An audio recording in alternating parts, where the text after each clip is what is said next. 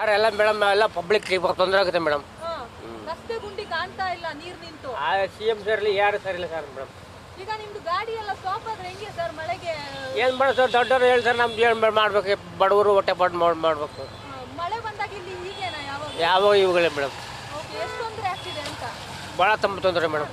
ರಸ್ತೆ ಪರಿಸ್ಥಿತಿ ಹಿಂಗಿದೆ, ಎಷ್ಟು ಪ್ರಾಬ್ಲಮ್ ಆಗ್ತಿದೆ ಅಂತ ಮೇಡಮ್. ಇದು ಏನಾಗಿದೆ ಅಂದರೆ ಬೃಹತ್ ಬೆಂಗಳೂರು ಮಹಾನಗರ ಪಾಲಿಕೆಯಲ್ಲಿ ಎಲ್ಲ ಕರೆಕ್ಟಾಗಿ ಕೆಲಸ ಮಾಡಿದ್ರೆ ಏನಾಗೋದಿಲ್ಲ. ಇದು ಒಂದು ಕೆಲಸ ಮಾಡಿದಾಗ ಅದಕ್ಕೆ ಸಂಬಂಧಪಟ್ಟ ಅಧಿಕಾರಿಗಳು ಬಂದು ಇದು ಕರೆಕ್ಟಾಗಿ ಕೆಲಸ ಮಾಡಿದಾರೋ ಇಲ್ವೋ ಅಂತ ನೋಡಿಬಿಟ್ಟು ಮಾಡಿದ್ರೆ ಇಟ್ಸ್ ವೆರಿ ಗುಡ್. ಬೆಂಗಳೂರಿನಲ್ಲಿ ಯಾಕಂದರೆ ಮಳೆ ಬಂದ ಅದು ಯಾವಾಗಲೂ ಮಳೆ ಬಂದಾಗ ಸಹಜ, ಅದು ಏನೂ ಮಾಡೋಕ್ಕಾಗೋದಿಲ್ಲ ಅದು. ಬಟ್ ಆದಾಗ ಈ ಥರ ಮಳೆ ಬಂದಾಗ ಅದಕ್ಕೆ ಅಂತಲೇ ನಾವು ಗ್ಯಾಂಗ್ ಮ್ಯಾನ್ಗಳನ್ನ ಬಿಟ್ಟಿರ್ತಾರೆ. ಇಲ್ಲಿ ಎಲ್ಲೆಲ್ಲಿ ಪ್ರಾಬ್ಲಮ್ ಇದೆ ಅಂತ ಅವ್ರಿಗೆ ಗೊತ್ತಿರುತ್ತೆ. ಆ ಟೈಮಲ್ಲಿ ಅಲ್ಲಿ ಹೋಗಿ ಸ್ಪಾಟ್ ಹೋಗಿ ನೋಡಿ ಏನಾರು ಮಾಡಿ ಅಂತ ಮಾಡ್ಬೋದು. ಈಗ ನೋಡಿ ಅಲ್ಲೇ ಇಷ್ಟು ನೀರಿದೆ, 1 ಅಡಿ ನೀರಿದೆ, ಕಾಲಿಕ್ಕಾಗಲ್ಲ, ಬಿಡೋಂಗಿಲ್ಲ, ಈ ಪರಿಸ್ಥಿತಿ ಬಂದಿದೆ. ಅದರಿಂದ ಏನಾಗುತ್ತೆ ಅಂದರೆ ಅಧಿಕಾರಿಗಳಿಗೆ ದಯವಿಟ್ಟು ಏನು ಹೇಳೋದಂದರೆ, ದಯವಿಟ್ಟು ಅಲ್ಲಿ ಎಲ್ಲಿ ಮಳೆ ಬರುತ್ತೆ, ಎಲ್ಲಿ ನೀರು ನಿಂತ್ಕೊಳ್ಳುತ್ತೆ ಅಂತ ಅವ್ರಿಗೆ ಸ್ಪಾಟ್ ಗೊತ್ತಾಗ್ಬಿಟ್ರೆ ಇಮ್ಮಿಡಿಯೇಟ್ಲಿ ಅದನ್ನು ಮಾಡಿಬಿಟ್ರೆ, ಅನುಕೂಲ ಮಾಡಿಕೊಟ್ರೆ ಹೋಗೋರಿಗೆ ಭಾರಿ ಖುಷಿ ಆಗುತ್ತೆ. ಆಫೀಸ್ಗೆ ಹೋಗ್ತೀವಿ, ಅಲ್ಲಿ ನಾನು ಬಂದಿಲ್ಲ ಮೇಡಮ್, ನಾನು ಈ ಕಡೆಯಿಂದ ಬಂದೆ. ನಾನು ಇದರಿಂದ ನನಗೆ ಇದೊಂದು ಸ್ಪಾಟ್ ನೋಡಿರೋದ್ರಿಂದ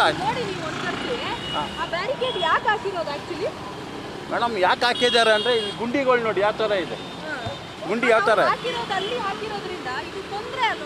ಹೌದು ಮೇಡಮ್, ತೊಂದರೆ ಪ್ರಪಂಚದಲ್ಲಿ ನಡೀತಾ ಇರೋದೇ ತೊಂದರೆನೇ.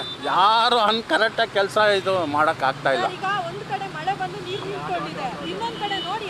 ಹೌದು ಮೇಡಮ್, ಹೌದು ಮೇಡಮ್.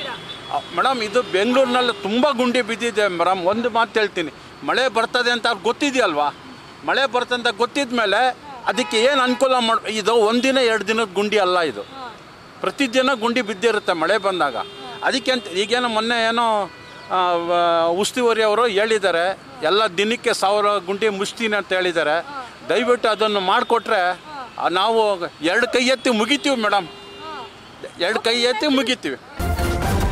ನ್ಯೂಸ್ ಫಸ್ಟ್, ನಿರ್ಭೀತಿಯಿಂದ ನಿಮ್ಮ ಪರವಾಗಿ.